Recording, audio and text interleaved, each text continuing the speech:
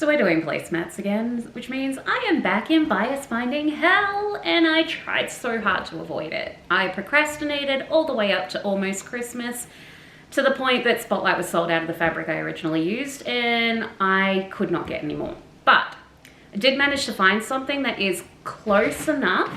So we're gonna do a half and half set with this adorable corgi print. So we'll have half gingerbread, half corgis, and honestly, it's good enough. We're just gonna go with it. It's not gonna be perfect, but nothing ever is. So that's what we're doing this week for part 2 of making Christmas placemats. Let's dive in.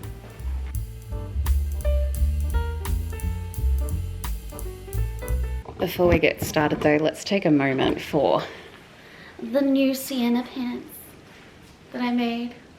I've got little gloves on my pants. They're cute, they're comfy. I've made 2 pairs now and I love them. I've been living in them. He tried to steal my seat and got himself almost sat on. You silly boy. All right, hair is currently up because whenever I am actually doing things, I cannot stand it being in my face or in the way or falling. It annoys the crap out of me. So she's up right now. Also set up slightly differently this time because my darling 2-year-old decided to kill my only light. Granted, it was a light from Temu. It was not expensive, but I don't even have that now. So I did order some softbox lighting from Amazon, but the earliest delivery option was Tuesday. It's currently Sunday. So at the moment we are working with just the overhead lighting. And even though it's summer and has been hot the last couple of days, it is now miserable and grey outside. So that's where we're at with lighting.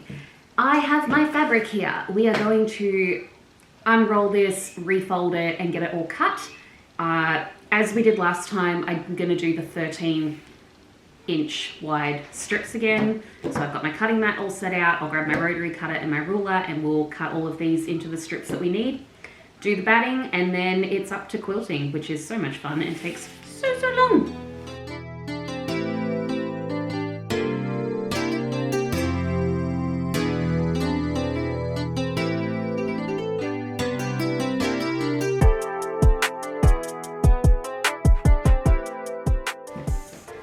Spin it around because for some reason like trying to cut this way is just making my brain hurt. So I'm gonna flip it, move all of this crap up this end.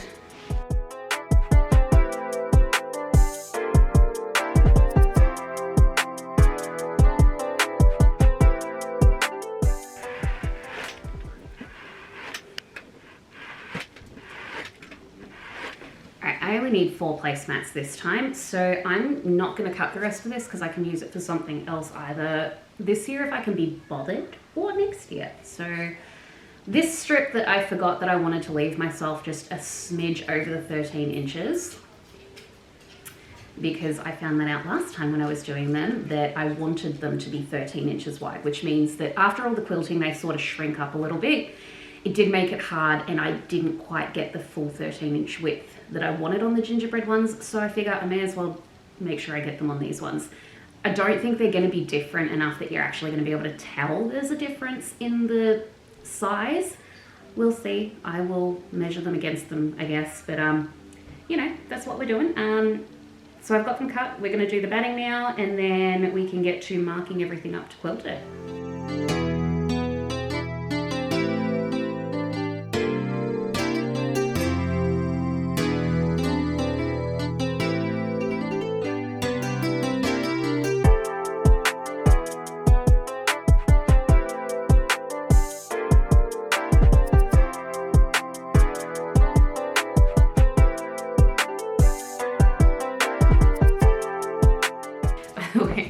I got this whole thing for like $70 and I am nowhere near the end of using it. I am stocked on batting for ages.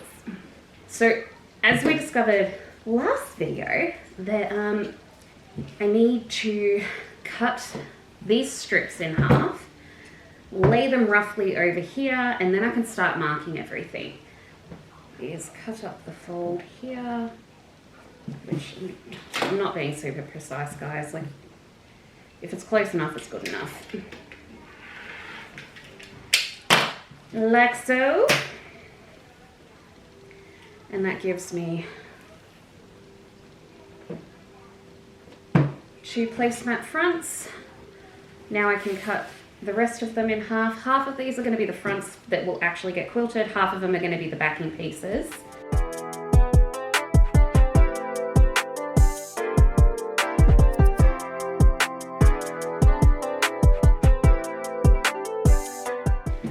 So while I'm cutting this, how about we talk a little bit about how my week went? I was having a great time, like not the Thursday just been, but the one before. We took our toddler to Diggerland because that little boy is obsessed with trucks, diggers, any kind of machinery, cars, things like that. Like his little brain loves.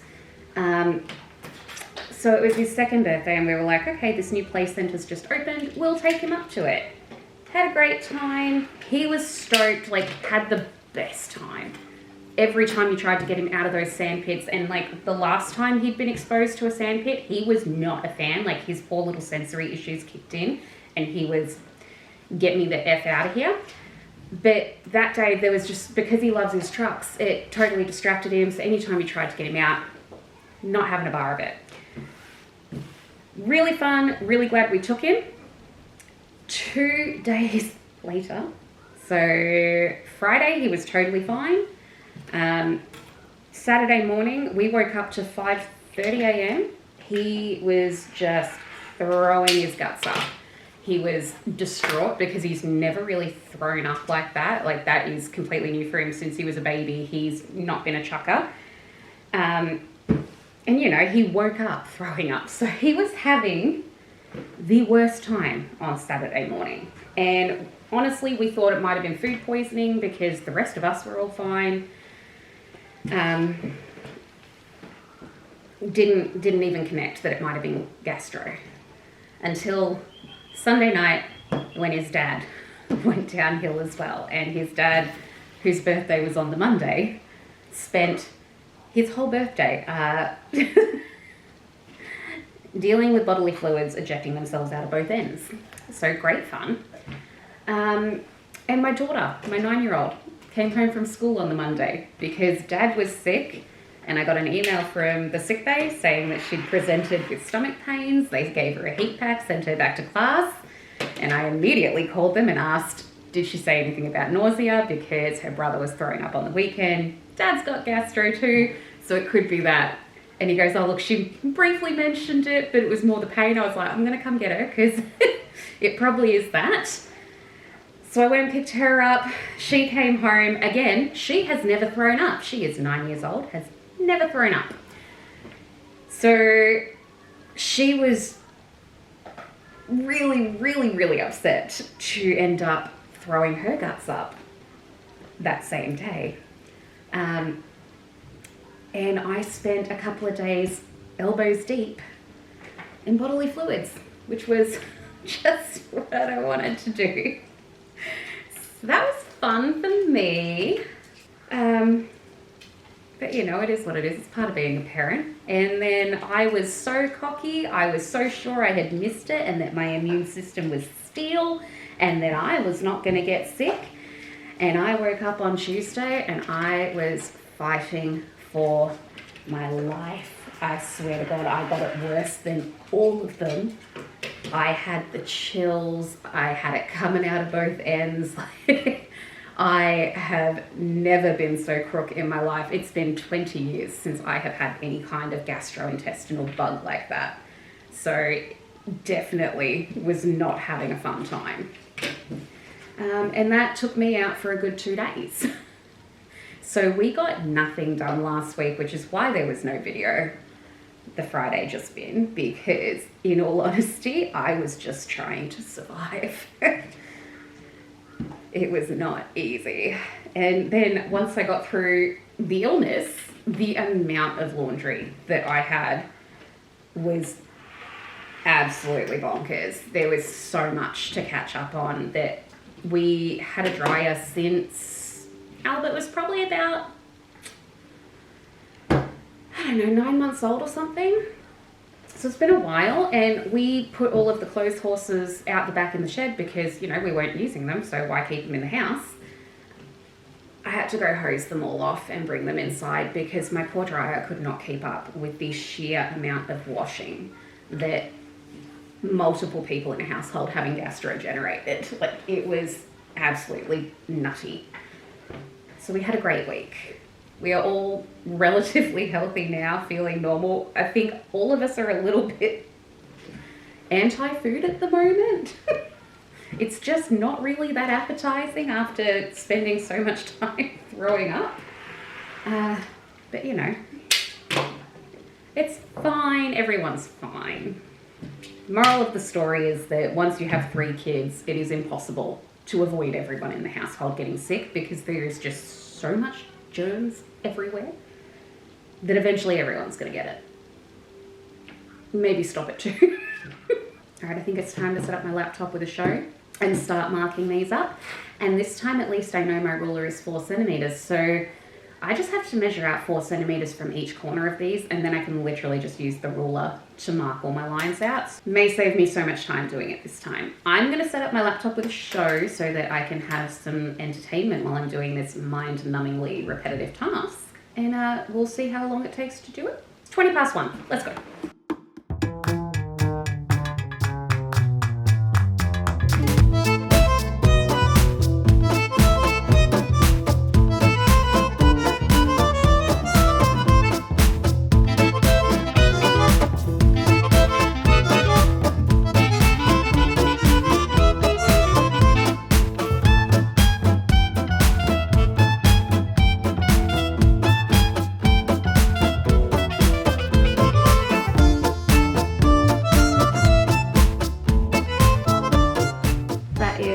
All 4 marked up. It is now 2:22, so it took me 1 hour and 1 minute. I'm gonna get all my stuff set up so we can continue on with the repetitive, monotonous tasks that are quilting placemats.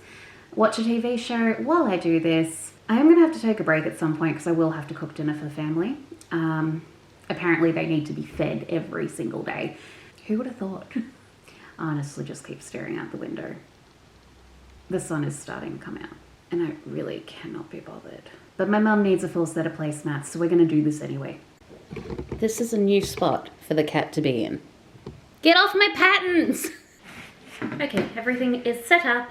It's time to quilt. I'm already looking forward to having to take a break to make dinner because it takes so long.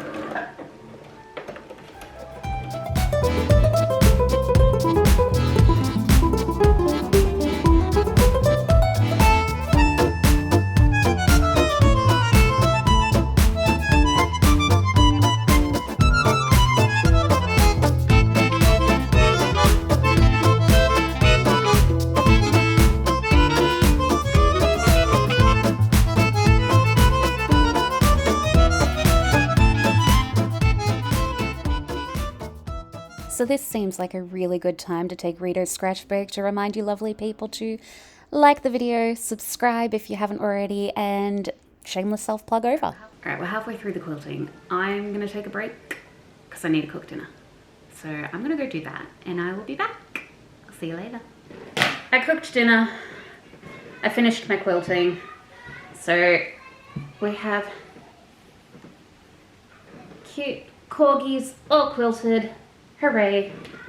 4 new placemats. What I'm going to do now is just trim down the extra batting that I don't need before I actually trim it all into shape, and I'll lay each one of these on one of the backings as I trim them so that they're all trimmed all at once and I don't have to muck around with trimming everything separately and then lining it up.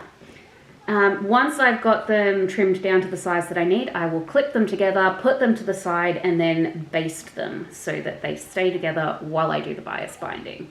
That is the current plan. I don't know how much I'm going to get done tonight. We're going to see. We'll just feel it out. It is a Sunday. I might end up quitting at some point and going and cozying up on the couch and watching TV, because why not? But I'll try and get as much done as I can. Let's go.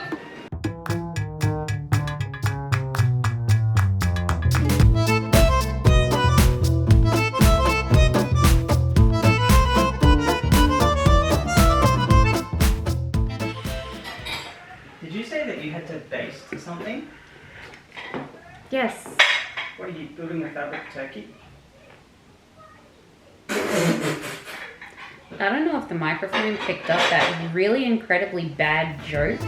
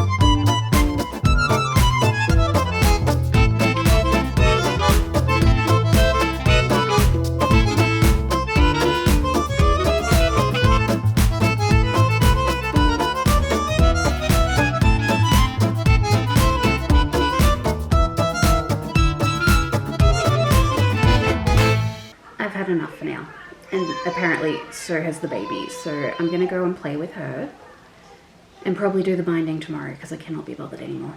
Bye. We are on day 2 of placemats because last night I gave up so I wouldn't have to do bias binding, but that means I have to do it now. I have... What the heck was that, Arthur? But that means I have to do it now. This is definitely not going to be enough for the 4 placemats I have left. I'm pretty sure I have another 2 squares still to turn into bias bindings. So I'll get to that when I run out of this stuff. For now, I'm just going to attach what I have left to as many as I can and then make more if needed, when needed. So I'm gonna throw my entertainment on. I'm watching Building a Dream, Jasmine building her container house. So that's what we've got to entertain us while I try not to curse my existence with this bias binding.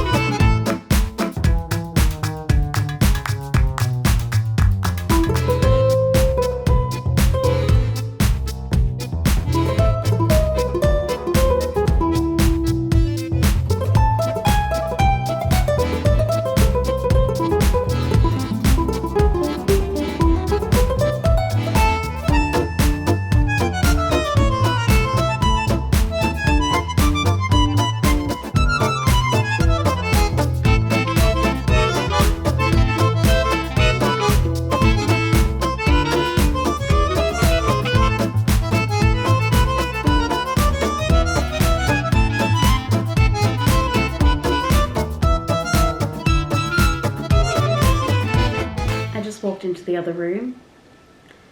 The toddler was on top of the dog crate. Not good. Very much not good. Everybody is fine. But just... It's 9 AM. I have an hour to try and get these done before my partner starts work. And we're doing this before work today because the 2-year-old was an absolute butt of a toddler yesterday. So just in case he's a butthead today, I'm getting it done before my partner starts work. Let's go.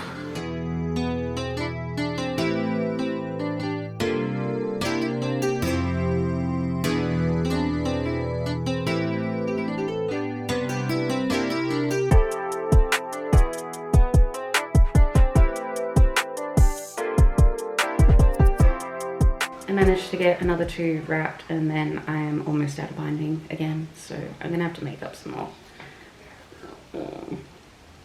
That's alright, I'll get these 2 sewn. I'll finish the last one later. It'll be fine.